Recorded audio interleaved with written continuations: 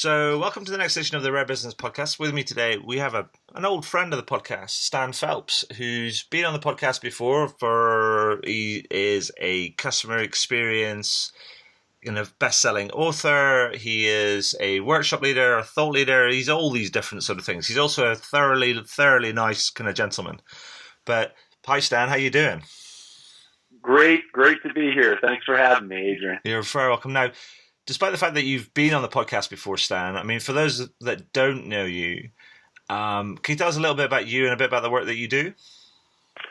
Sure. So I'm the founder of a think tank called Purple Goldfish, located over in the States in a place called the Research Triangle Park, which is in North Carolina. And I write and speak about the customer experience and the employee experience with a focus kind of on engagement, technology, and purpose. Yeah. So the reason why we've come together, I mean, we talked before about, I mean, you do these series of books called, it's the Goldfish series, and it started with Purple Goldfish. And I think we talked about that, or definitely the blue one, if not the green one as well. But now you're on the Red Goldfish book, and the subtitle of that is Motivating Sales and Loyalty Through Shared Passion and Purpose. So can you tell me a little bit more about this book and so how it came about, who's it for, and what's its purpose, and so on and so forth? Yeah, sure. So this is as you mentioned, this is actually the fifth color in kind of the series. The first three, and we've talked about this before, the colors were inspired by Mardi Gras, right, of all things. So it was purple, green, and gold. And that really talked about your customers, your employees. Gold was about your top 20% of employees. Blue was a focus on technology, data, and analytics. Red, though, which is the focus of this book, Red Goldfish, is all about purpose and how I believe going forward, purpose is going to become one of the ultimate differentiators in business. Right. And it's the simple idea that business can be a force for good in the world. The inspiration behind Red comes from a rock band of all places. In fact, Bono, the lead singer of U2, if you go back just 11 years ago, he and Bobby Shriver created a movement called the Red Campaign. Right. And they partnered with local partnered with pretty big brands. And the idea was simple. These brands would create a version of their product or service. It would be red, and a small portion of the proceeds of the sales of those products and services would go towards, in this case for the Red Campaign, it was all about Africa, and to support different causes in Africa. Okay.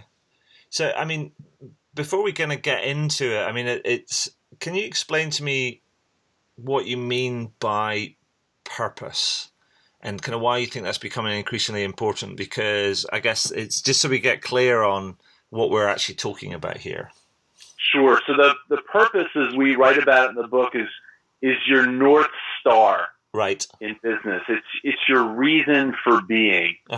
And I think, if we go back, Adrian, just 30, 40, or 50 years ago, a lot of people talked about, the purpose of why a corporation exists. Yes. Was merely for its shareholders and for maximizing profit for shareholders. And I think that's a very shallow way of looking at business. In fact, in the book, we call that the 1.0 model of business, where you're putting shareholder first. Right. And then the progression, I think the 2.0, and this started to develop in the 1980s, was all about focusing more on the customer first. Right. With the understanding that if you got that right, and that your true purpose was to get and to keep a customer, then the profits and the benefits to the shareholder would follow. Right. The 3.0 version, which I think has been really popularized in the last decade or 15 years is actually putting the employee first. Right.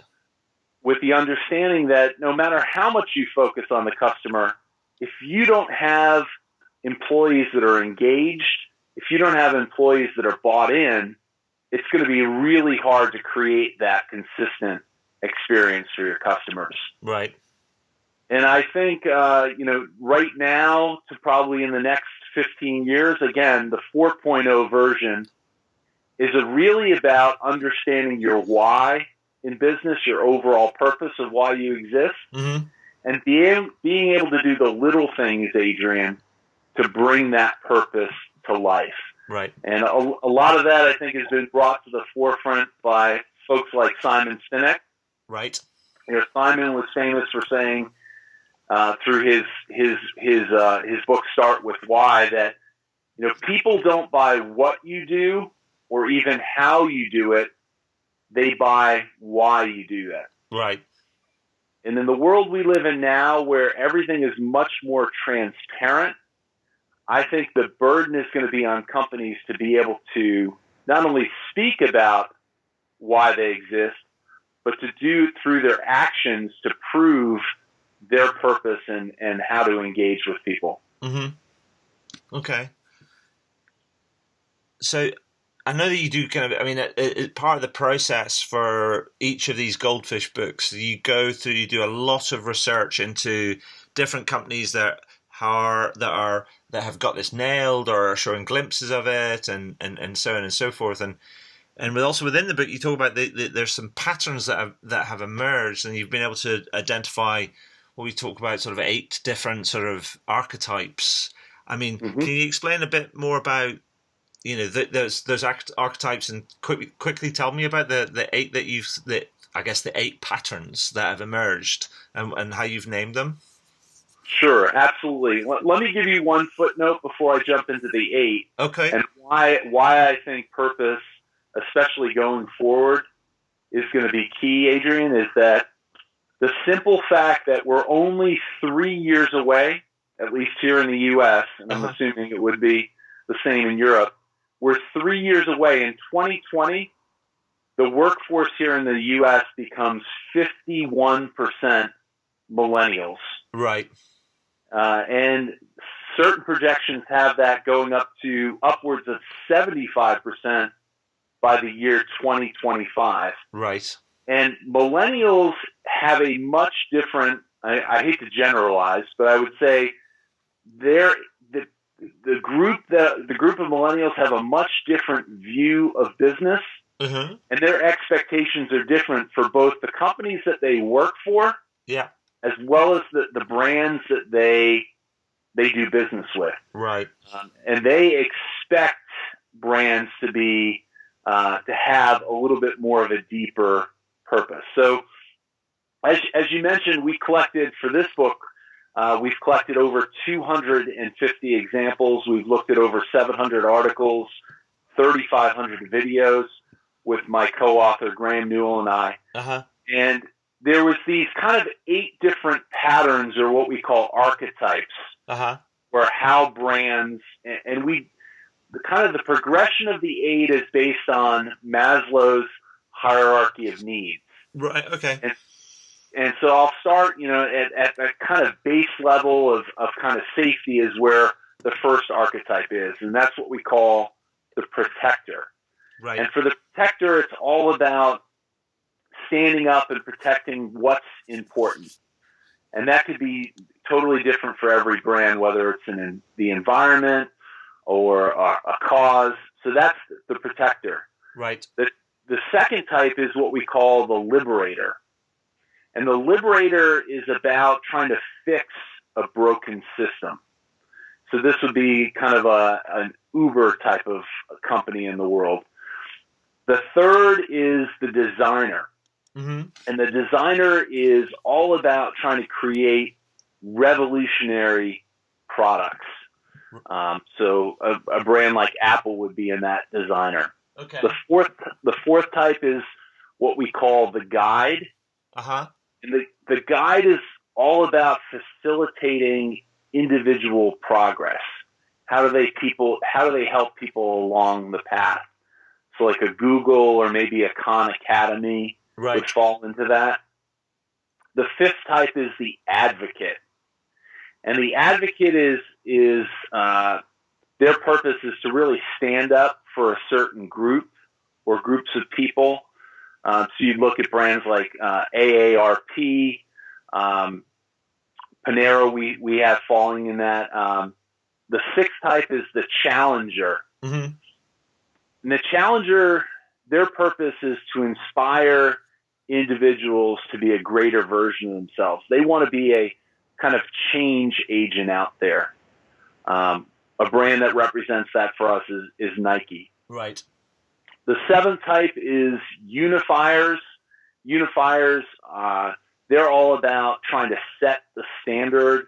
They want people to join the movement. They're trying to lead the pack. And then the eighth type, Adrian, is at kind of the top of Maslow's hierarchy, is what we call the master. And brands that are at the top there, I mean, self kind of actualization or transcendence, they're brands that are looking to not only change lives, but they're also out there with a view towards improving the world that we live in. Okay. And so I tell you what, Stan, I mean, that's really useful. And you've name-checked a couple of different kind of companies across these different archetypes. I tell you what would be useful is if you could give us maybe 2 or 3 examples of companies and what they're doing, and therefore what sort of archetype they fit into, just to bring it sort of to life a bit more. Sure.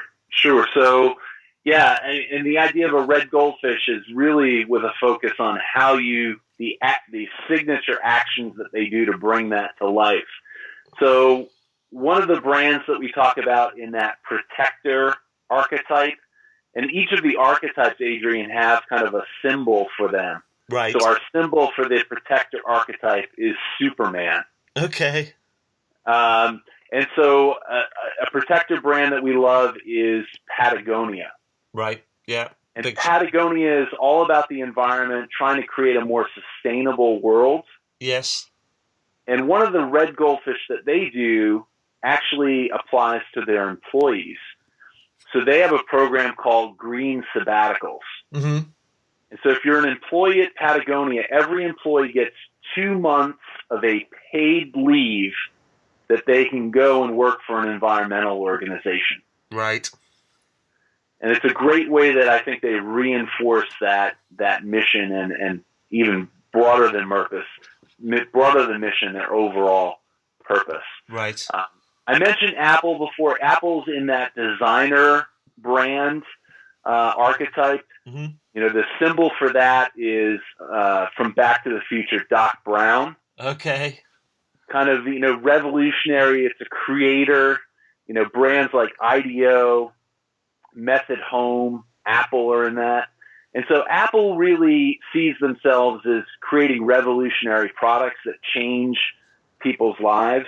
Yeah. And so one of the examples that we share in the book was a program that they did around Autism Awareness Month. Right. And it highlighted a story of a kid named Dylan Barnash who, through using the iPad and some of the apps on the iPad, now has a way to be able to communicate not only with his family members and the people he loves, but in a way that he can now be accepted when he's in school. Right. Okay. Cool. And there's an amazing video if people want. Maybe we can attach that to the show notes and I can send it to you. But there's an amazing video that brings that to life. Last example, I'll take one from, again, the top of the pyramid, the 8th archetype, which is the master. Uh-huh. And the symbol for the master, Adrian, is the ultimate master. It's Yoda. Okay. And a brand that we feel is kind of a prototypical is Warby Parker. Right. So here in the U.S., Warby Parker in the last decade has really revolutionized the way that people buy eyewear online. Mm-hmm. the overall experience.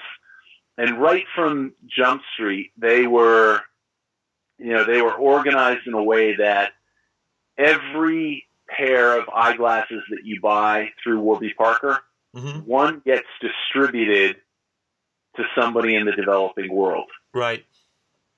And I mean, we don't realize how impactful access to eyewear can be. You know, if you're an elderly person, it can restore your dignity. If you're a child, it may be the one thing that keeps you from getting an education. Mm-hmm. And so what I also love about Warby is that it's not just a donation type of model. Through their partner, what they do is they actually set up distribution and set up businesses for people, so it's a more sustainable model of being able to provide eyewear.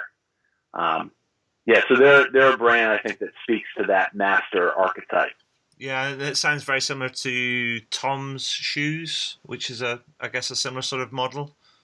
Exactly. Tom's really revolutionized that 1-for-1 model. Yeah.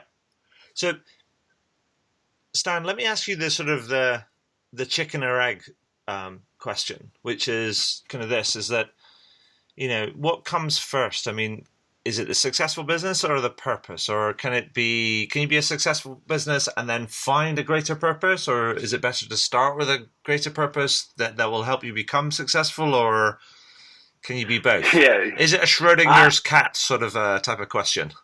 Yeah, it's one of those. I love that saying. You know, when's the best time to plant an oak tree? Do you know this? No. They say the best time to plant an oak tree was 20 years ago. Yes. You know what the second best time is? Now. Yeah, today, exactly. So it's that type of thing. I think if you have an opportunity to really, when you're starting out, to be very grounded in your purpose, I mean, that's the optimal way of doing it.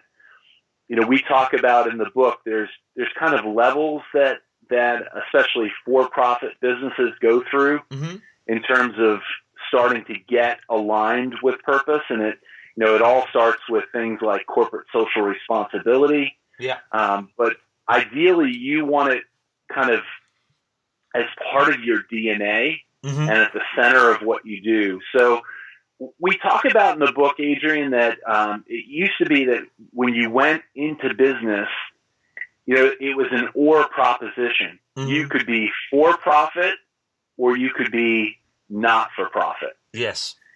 And so the not for profit was all about purpose, but you know, you would struggle from year to year to make it work.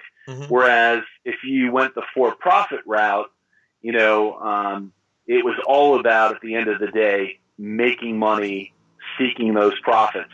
And I think we live in a world, Adrian, now that people don't have to make that or choice. Right. A friend of mine, David Howitt, calls it the tyranny of or. I think we live in a world now where you can embrace what we call the power of and. Right. You can be about profit and purpose.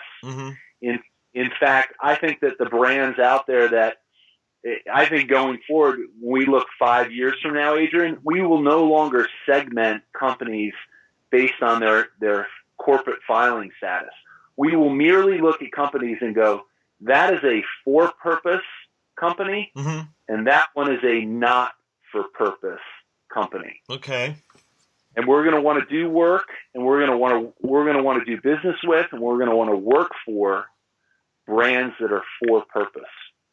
And so you know, that makes me think about, you know, so a couple of things. I mean, it's there.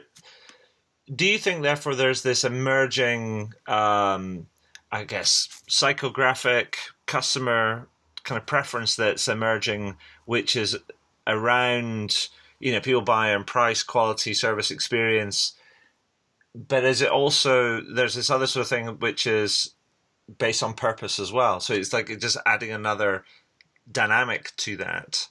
I think absolutely it's adding another dynamic. I mean, if you think about just customer experience alone, I think Gartner came out with some stats in 2015, 2016 that 89% of companies will compete on the customer experience that they provide. That's going to be the primary thing that they compete on. Yeah. And you only had to go back 5 years earlier when they were doing that study. Mm-hmm. That number for customer experience was 36%. Right. You could see how that's risen. Mm-hmm. What we found and what we shared in the book through some of the research, PwC came out with a study that said that 86% of employees would consider leaving the job that they're in, Adrian, if the values of that company no longer meshed with their own. Right. And I firmly believe that the values directly flow down from your overall purpose. Mm-hmm. Then the other side of it, which is the customer side, here's another 86% stat. This is by a group called Brand Fuel. Uh-huh. They said 86% of customers, all things being equal, so price, experience, location, whatever, 86% say they would do business with a brand whose values mesh with their own. Right. And so again, I think it's going to be imperative for companies as they move forward is to, one, understand their purpose, but then also to do the little things, this idea of a red goldfish, these little things that bring that purpose to life. Yeah. So let's make an assumption that there's, so I'm assuming that there's some people listening to this that believe they're in a for-purpose sort of business, and then there will be a whole bunch of people that go, yeah, I'm not so sure. And then there'll be other ones that go, we have no idea what our purpose is. Now, let's assume, however, they all are interested in this purpose thing, and they want to sort of examine what they do and how they can do it, and if they can improve on it or start it or augment it or so on and so forth. I mean, given that process, I mean, what should they do first? Is it just about sitting down and going, what we all about?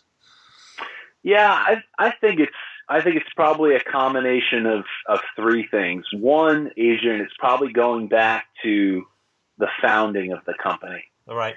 And really trying to understand what was the reason, why, what was the inspiration behind the founding of the company. Uh-huh. And if you can sit down with the founder, if you have that ability, or if you're the founder yourself, really soul search. What was the trigger? Uh-huh. What was the reason for being? And I think that's a great starting point. I think you also talk to your customers, you talk to your employees, and you get a sense for what they stand for. Right. And what they're passionate about. And that may help drive or tap into what your purpose is, or even how do those two groups see you as a company? Yeah. Once I think you have a combination of those three things, you really can sit down and really get to the heart of why you exist. Okay. So Stan, I mean, that's fascinating to me because it's a big old kind of undertaking, and I guess it is just about, like you say, it's this little red goldfish. It's the little things. It's just about getting started. I mean, right. It's not. This is not. You're not advocating another transformation sort of program. It's just more of a bit of trying to knit or sew some greater meaning into what you do. Mm-hmm. Is that right? Yeah, I think so. I think again, it's trying to understand what that purpose is and put it at the center of everything you do. I think it used to be in business, again, profit and shareholder was always the first thing that people considered. Maybe they looked at, the next ring out from that bullseye was the customers that they served. Yeah. Then maybe they got to the employees in that next ring. And then finally, we need to do something to give back or whatever. And that, we call it almost like greenwashing in the book. Uh-huh. They did some type of layer on that outer veneer to kind of create, good PR or to be a responsible kind of corporate citizen. And I think you actually have to take the exact opposite. You put purpose at that core, Mm. You then look to your employees. Mm-hmm. You make sure that they're taken care of. They're second, customers third, and then ultimately your shareholders are in that, the biggest layer on the outside. They're going to benefit from those prior three kind of priorities. Okay. So, Stan, I'm just going to, just keeping an eye on time and just thinking about kind of what we talked about, and also don't want to give, obviously, all of the secrets of the book away. But before I ask you the sort of two questions I generally ask at the end of these interviews, is there anything you think that you'd like to highlight that we've missed out from the book? No, I mean, I think we've had a good conversation. I'm hoping that this book will inspire people to think about which archetype that they fit into. Mm-hmm. And then more importantly, words don't count as much as actions. Sure. And so again, I'm hoping to inspire people to think about, all right, what do we physically do for both our employees and our customers to bring that purpose to life? Excellent. So that brings me to my last two questions, Stan. And my first one is a little bit of a selfish one, and it's a little bit of market research as well on my own part, because as you know, I wrote this book that came out last year called How to Wow. And what I've been doing is, at the end of every interview, I've been asking people to share their own perspective, what wow service or wow experience is to them. So it'd be fantastic if you could share your perspective on that. Well, you and I are simpatico on this. We have the exact same thing. Just merely meeting expectations is enough. You need to consciously do that little something extra. Yeah. To be able to wow your customer. And it just doesn't have to be delight. It could be something that you do to make it easier. Yeah. For them to do business with you. So I have an acronym that I use called RULES. Uh-huh. So whatever you do needs to be relevant. The U in RULES is unexpected. Right. The L is limited, meaning that it needs to be unique. It can't be something that everyone else does. E is expression. So whatever you do needs to be authentic. A lot of times it's not what you do, it's how you do it. Mm-hmm. And lastly, the S in RULES. So we've had relevant, unexpected, limited, expression. Mm-hmm. The S is for sticky. Right. And part of the reason why you do this is you want to take care of the customers you have so that they bring you the customers that you want. And so doing something so it sticks out and becomes memorable is key. So that's the RULES. So that's fantastic. I love that. That's great. Yeah. So, Stan, this brings me to my last question that I always ask at the end of these interviews, and I think you know it, but I'm going to ask it again. And that is there anything that you'd like to shamelessly plug? Graham Newell and I spent a lot of time over 15 months collecting these examples, pulling out the best ones for the book. So I would hope if people are interested in learning more, they can go to Amazon, just search Red Goldfish. I also have a great SlideShare. Mm-hmm. If you're a fan of SlideShare, I'm a very visual person, so there's a good SlideShare on Red Goldfish. And again, shamelessly plug the book, pick it up. Hopefully there'll be ideas that you can use to create more passion and purpose within your business. Fantastic. Stan, I will make sure I get all that sort of linked up to Amazon and to SlideShare and to your own website and everything else. But I just want to say, first, congratulations on the next in the series. I think it's a great piece of work, fantastic research, and helping people unpick and understand this sort of emerging kind of issue or this growing issue, both amongst employees, customers, and just general businesses in general. But also, finally, just want to say thank you for sharing your time and your insight and your experience with us today. That's been fantastic. Cheers. Thanks, Adrian, for having me.